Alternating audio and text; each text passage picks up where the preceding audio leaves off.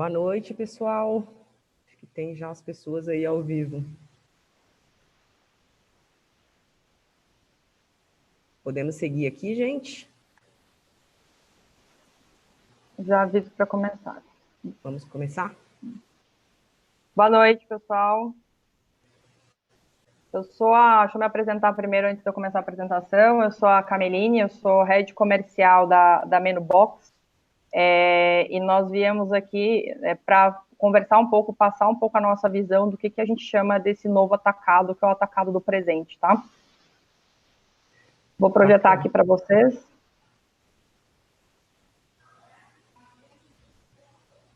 Cameline, vou aproveitar e já me apresentar antes aqui para não interromper. Boa noite a todo mundo, pessoal. Eu sou a Renata Torres, sou CEO aqui da Menu.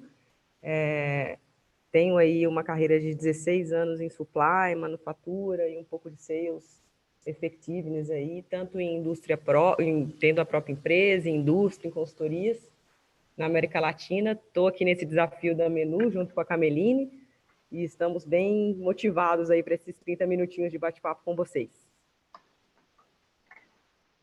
A nossa agenda vai seguir a seguinte dinâmica, tá? A gente vai falar do que são as forças impulsoras do varejo / atacado, qual é o comportamento desse consumidor. Aí a Renata vai seguir com a oportunidade de conexão com o B2B, experiência do atacarejo online B2B em si, e finalmente o que o cliente procura em 2020. Então, tanto o atacado quanto o varejo hoje, ele tem 3 drivers que são sociais, econômicos e tecnológicos. São 3 torres que implicam de como é que esse negócio ele é moldado como um todo, né? Porque ele está ligado, afinal de contas, exatamente ao consumo final. Quando a gente fala de economia, obviamente, a renda do consumidor, a empregabilidade desse consumidor e a confiança que o consumidor, que o cliente tem na economia, ela está diretamente proporcional ligado à demanda respectiva desse mercado. E outro pilar importante, que é o segundo, é a sociedade. Então, a gente tem uma mudança radical na forma com que as famílias se comportam no Brasil, né, ao longo dos 30 anos, 20 anos e mesmo 10 anos. Então, essa mudança de quantas pessoas, quantos integrantes são compostos daquela família, qual é o hábito dessa família, as pessoas, elas comem fora, quantas vezes elas vão ao restaurante, ou quantas vezes elas pedem o delivery por semana, ou quantas vezes elas vão ao hipermercado por semana, tudo isso, obviamente, influencia na visão do que é o atacarejo como modelo de negócio. E aí o terceiro pilar, o mais recente, mas talvez o que mais enfatiza essa mudança comportamental é a tecnologia. Hoje, a maioria dos brasileiros tem uma organização da sua agenda, da sua vida social vinculada ou a um celular ou a um computador, ou alguma pessoa que faça isso por eles através dessas ferramentas. Isso, obviamente, driva exatamente, eu coloco um driver super importante de como é que o modelo de negócio vai seguir. Se esse hábito ele é muito mais tecnológico, como é que o atacado conversa com esse hábito tecnológico do próprio consumidor, tá? Então, aqui eu coloco 2 visões aqui à direita do que é o atacado no Brasil. O atacado, na verdade, não é um conceito novo, nem algo que surgiu nos últimos 20 anos. O atacado no Brasil ele chegou na década de 70, mas nos últimos 10 anos, o conceito de atacado em si, como loja física, ele começou a ter um protagonismo muito grande no varejo do país. Principalmente ali, quando a gente fala dos últimos 6 anos, que é muito vinculado à situação econômica. Então, hoje, um índice muito, muito favorável a esse mercado é que 60% do consumidor brasileiro já frequentou esse modelo de negócio ou frequenta regularmente. E isso diz muito sobre o comportamento que o brasileiro, como é que o brasileiro se relaciona com o sortimento, como é que ele se relaciona com o preço. Então, o atacado ele se tornou um modelo de negócio, talvez, o queridinho ali do varejo. Só que, obviamente, que nos últimos 10 anos, como eu citei, na questão do pilar de tecnologia, você tem um modelo de como as pessoas interagem com a compra em si, né? Então, conforme isso vai mudando para o digital, é natural que o próprio atacado se remodele para um modelo digital também. Então, eu coloquei uma foto aqui de 2020 para exemplificar para vocês como é que na plataforma da Menubox hoje, o cliente ele consegue observar um catálogo de nível de serviço, de perfis, se ele é uma pizzaria, se ele é um restaurante, se ele é uma padaria, por aí vai, customizar essa necessidade desse cliente, mas com o mesmo drive de preço e sortimento, né, que são praticamente no atacado são os dois componentes mais fortes. Isso muito é remodelado porque o que a gente chama de geração touchscreen. Hoje, obviamente, além do consumo ser driveado pela tecnologia, a gente tem novos consumidores que praticamente só compram online. Então, realmente, não só é o presente do atacado, o marketplace, como ele também é com certeza o futuro próximo e com certeza para onde o negócio vai girar. E aqui eu coloco o que seria tão importante quando a gente fala de conhecer o cliente. Na loja física, você tem aquele contato face-to-face, que é super importante. Quando você entra no marketplace, o interessante da plataforma é que, embora você não tenha mais esse contato face-to-face, você tem uma integração de dados gigante que te ajuda a interpretar melhor o que esse cliente precisa. E essas análises de dados, elas têm a intenção de fazer um acesso, ela acessa o mercado com os indicadores econômicos de sazonalidade, ela avalia dados de demanda, comportamento do cliente, plataforma, lead times, ela fala de estoque, ela fala de cesta e sortimento, mas com o objetivo de transformar essa informação literalmente no que é o perfil do cliente, qual que é o hábito de consumo dele, independente se ele for um B2C ou um B2B. Esse hábito de consumo, ele começa a resultar em coisas como respostas de para onde o meu marketing vai mirar, como é que o meu marketing conversa com o meu cliente, quem que é o meu cliente na essência, e não só o que ele precisa hoje, mas o que a gente consegue antecipar que vai ser a necessidade dele, porque eu até coloco um paralelo aqui, que os dados são o novo petróleo, porque é o seguinte, quanto mais informação a gente tem, informação específica, e o marketplace ele consegue oferecer isso, maior é a vantagem que eu posso oferecer a esse cliente no sentido de antecipar as próprias necessidades que ele não vê hoje, além do que, claro, ele busca hoje como prioridade. Eu coloco aqui, eu coloquei um zoom aqui no food service, no atacado, durante a pandemia que a gente ainda está vivendo e pós-pandemia também, né? Então, a gente tem aqui 5 pilares para onde a gente percebe que o mercado, principalmente colocando a lupa do food service, migrou e provavelmente vai se tornar o novo normal, né? No primeiro pilar, eu destaco aqui que durante essa crise de pandemia, o faturamento médio de cada principalmente micro e médio empresários, caiu em torno de 80%. Então, a gente tem um share aí do mercado que não vai voltar, inclusive. 25% dos estabelecimentos estão fechados, e dos que ficaram abertos, eles não conseguiram colocar essa receita, a primeiro momento, de pé, obviamente fechando estabelecimento e serviços afins. Então, isso exigiu uma remodelagem dessa visão de como é que ele enxerga o cliente, como é que ele vai se conectar com esse cliente, como é que ele vai conseguir manter essa receita mínima. E aí onde o modelo de vendas remota, ele começou a acelerar dentro do food service. A gente já sabia que dentro do atacado e dentro do food service já era uma tendência, a pandemia ela acelerou ainda mais essa tendência.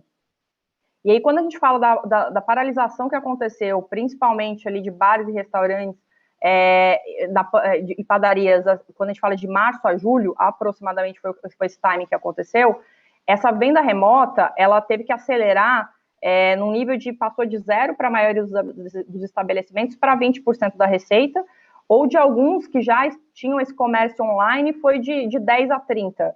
Então, ela se tornou uma opção, não uma opção que conseguia estabelecer a venda regular, assim como era antes da pandemia, mas ela acelerou sim uma visão de contato com o consumidor final versus o B2B.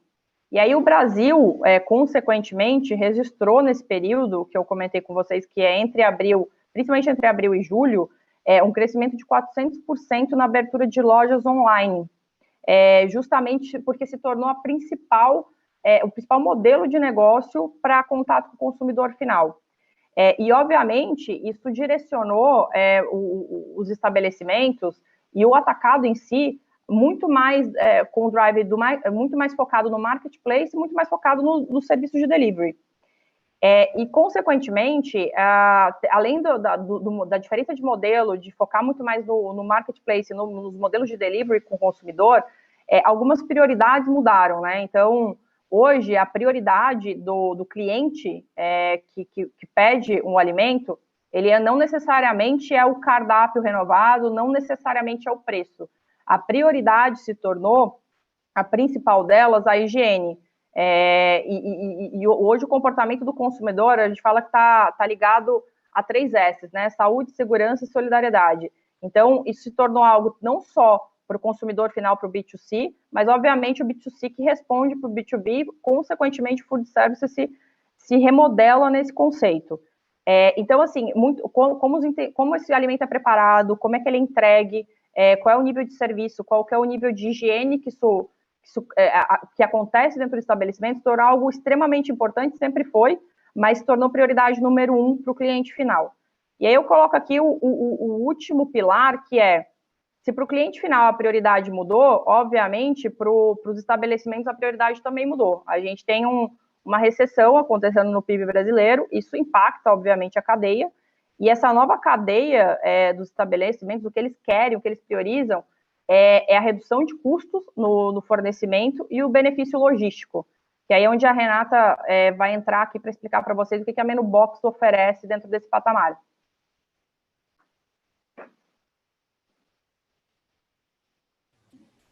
Bacana, gente. Então, dando complementariedade aí no que a Cameline comentou, a gente, enquanto empresa, a gente enxergou uma possibilidade gigante de conexão com o B2B, né?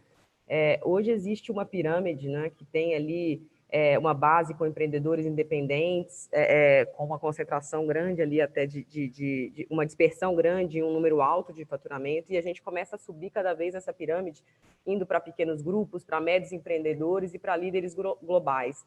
Então, quando a gente pega isso como um todo, a gente vê uma oportunidade no B2B muito grande, e aí a gente tem dados muito interessantes, né? A gente tem 12% da pirâmide toda, 39 bi, que é 81% de pequenos comerciantes que compram direto de lojas e atacados, né?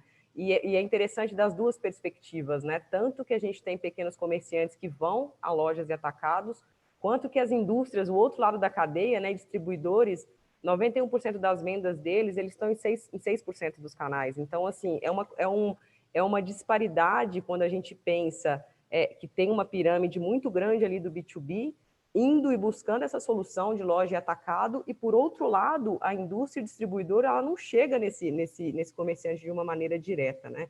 Então, existe uma possibilidade grande de conectar com esse mundo B2B, e é aí que a Menu entra no jogo, tá?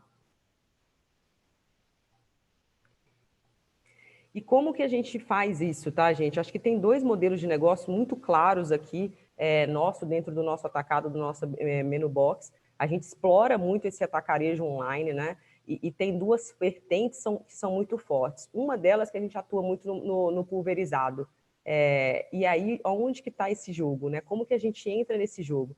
Primeiro que a gente entra dentro do ciclo do cliente em situações muito específicas com o nosso atacado online próprio, né?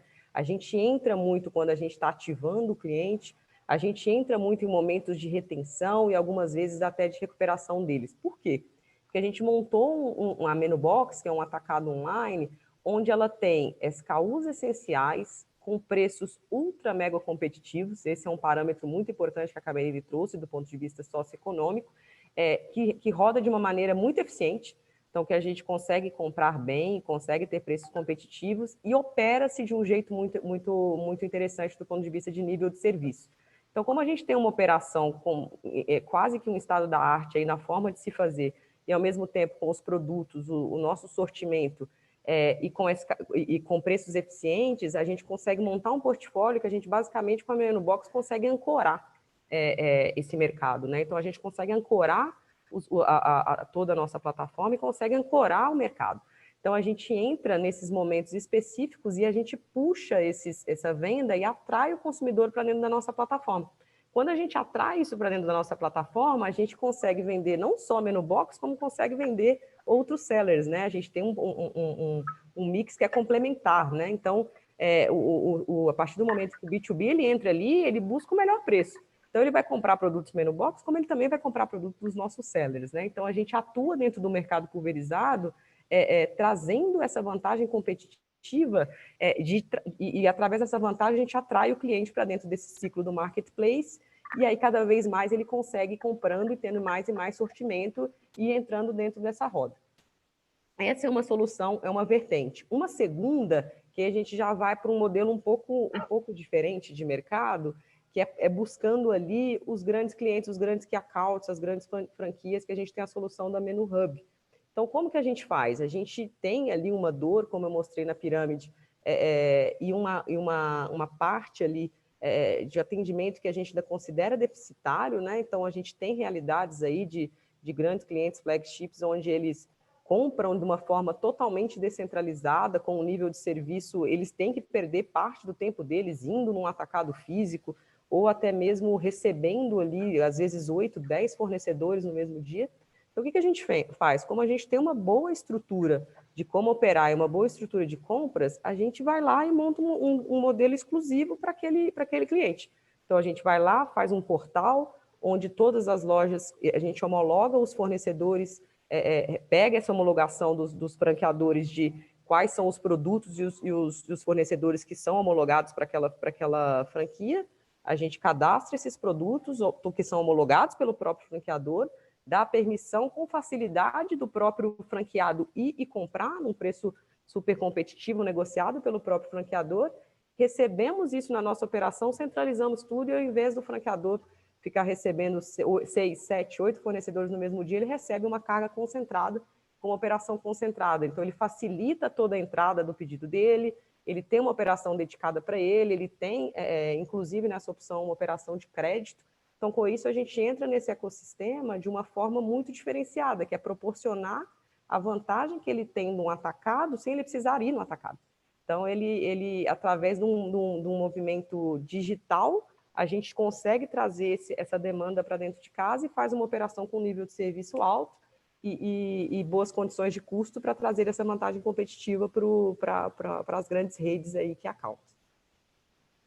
E aí, quando a gente pensa no que o cliente busca, né? E aí não é muito diferente de um pulverizado de um cliente de franquia, né? Então, assim, primeira coisa que ele quer entrega boa, né? Quer entrega diferenciada, a gente cada vez mais vê a aproximação do motorista com ponto de venda, ele quer ter ferramentas que facilitam, do mesmo jeito que a gente, quando está lá comprando o nosso jantar em casa, entrando recebendo status do que está acontecendo, ele quer enxergar a carga dele, ele quer ter tracking de entrega, ele quer conseguir ir fazer uma avaliação, olha, esse produto chegou de uma forma adequada, a entrega em si foi boa, o entregador foi bom, então ele quer ter essas soluções que facilitam a vida dele. Então, do mesmo jeito, e quem compra isso com uma solução tecnológica hoje é o mesmo cliente, é a mesma pessoa física que está ali.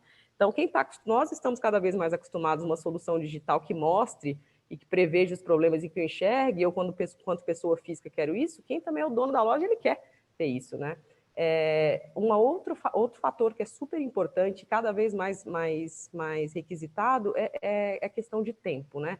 Ter ruptura significa perder faturamento, e essa dor de perder faturamento, do mesmo jeito que dói na ponta, que dói no PDV, ela dói aqui na gente.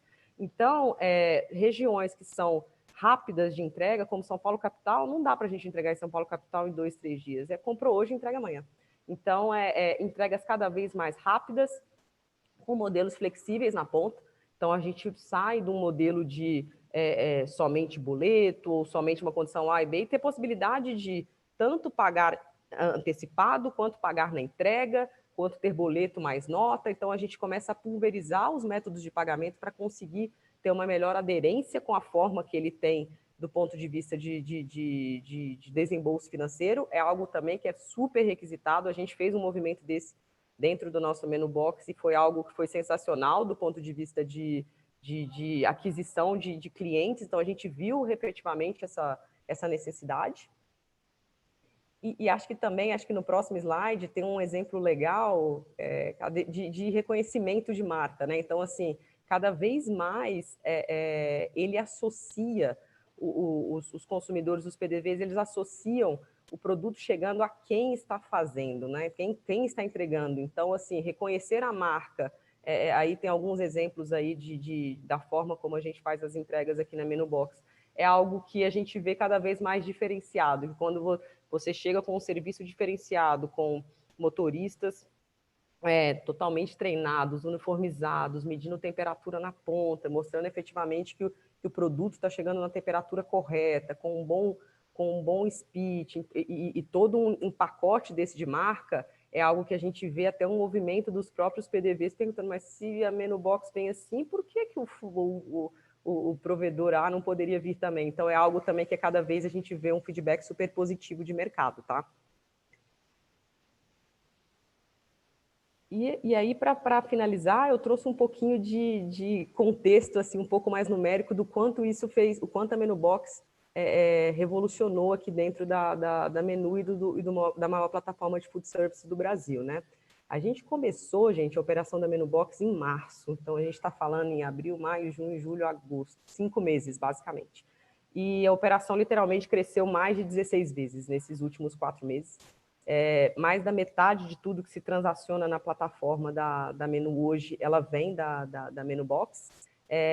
A gente começou basicamente num conceito de ter um pedido mínimo baixo, e a gente segue com este conceito para conseguir atingir bastante os pequenos bares, restaurantes, mini-mercados e pulverizar. Numa região relativamente ampla de entrega, né? A gente está pegando todo o perímetro ali de São Paulo, toda a região de Grande São Paulo, toda a região de Santos, região de São José dos Campos, de Campinas, de Sorocaba, a gente faz esse entorno todo com todas as cidades dentro, e cada vez mais olhando possibilidades de expandir para novas regiões e também buscar novas formas de operar, com entregas rápidas, que é o que eu comentei com vocês, dê mais um para Grande São Paulo, tem algumas regiões específicas que são frequência, mas em média esse é o tempo de entrega, e com nível de serviço super alto, né? A gente está falando de 95% de nível de serviço, e mais que isso, né? Com um desvio gerenciado quando esse nível não acontece, né? Hoje mesmo a gente escutou de um fornecedor, não existe nada 100%, a logística não é 100%, concordo com ele em gênero, número e grau, a gente tenta cada vez mais elevar o patamar, uma hora ou outra vai acontecer, mas a gente tem que conseguir ser rápido no desvio gerenciado disso para que isso não tenha impacto, né? Então, é a forma que a gente gosta de trabalhar e colocando sempre o consumidor no centro, porque um consumidor bem atendido, ele vai faturar mais e com isso vai tracionar vendas e assim por consequência, tá? Acho que eu deixo aqui, né? Acho que não sei se vale a pena abrir alguma coisa para perguntas, não sei como o moderador dá uma luz aqui para a gente. Eu acho que a visão é essa, e provavelmente as perguntas, o que ele ia passar em um aglomerado de perguntas e viria durante a apresentação, tá, Rê? Então, a dinâmica está acontecendo de perguntas pós, até pela questão do horário. Entendi. Bacana. Então, tá bom. Fechado. Agradeço todo mundo, foi ótimo passar essa visão de experiência, espero que tenha ajudado, acho que da sua parte também, né, Rê? Sensacional, gente, sempre é bom trocar experiências, a gente aguarda as perguntas, estamos aqui super abertos. Entrem no site da Menu, experimentem, tragam feedbacks, a gente está sempre super aberto aí a novas oportunidades, tá? Fechado, boa noite a todos. Boa noite, gente.